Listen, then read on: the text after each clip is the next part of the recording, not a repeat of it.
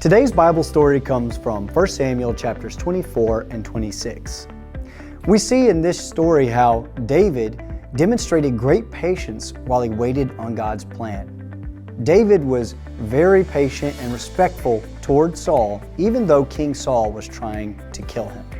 Saul had grown very jealous of David because everyone loved David. Because of Saul's disobedience to the Lord, God had chosen David as the next king instead of Saul's son Jonathan. Saul's jealousy made him hate David, and he even tried to kill him several times. David had to run away from Saul so he would not be killed. Saul kept on chasing David, trying to find him and kill him. One day, Saul was out with his army, looking for David. Saul needed to take a bathroom break, and so he stopped at a cave. He went in and took care of his personal needs. But what he didn't know was that that cave was David's hiding spot. David could have killed Saul. Instead, he just cut off the edge of Saul's robe. After Saul finished up in the cave, he left. Once he got a little bit away from the cave, David called out to him, "King Saul, I could have killed you today while you were in the cave.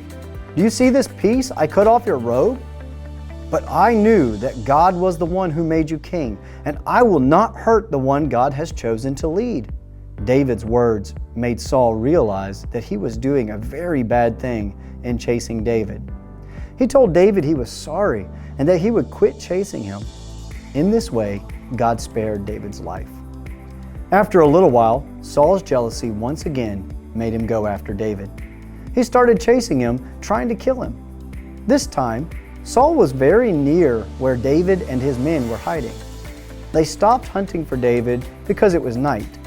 And while Saul slept, surrounded by his fighting men, David crept into Saul's camp.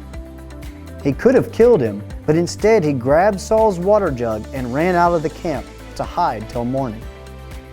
In the morning, David stood on a hill and he called out to Saul, "King Saul, I could have killed you last night. You see, here's the water jug that was beside your head. Instead, I let you live. I will not hurt the one the Lord has made king." Once again, Saul realized he was acting sinfully. He promised again that he would leave David alone. Saul went away back home. David went on his way, protected once again from Saul. In this story, David demonstrated patience and wisdom. He was willing to wait on God's plan. God's plan is always the best plan.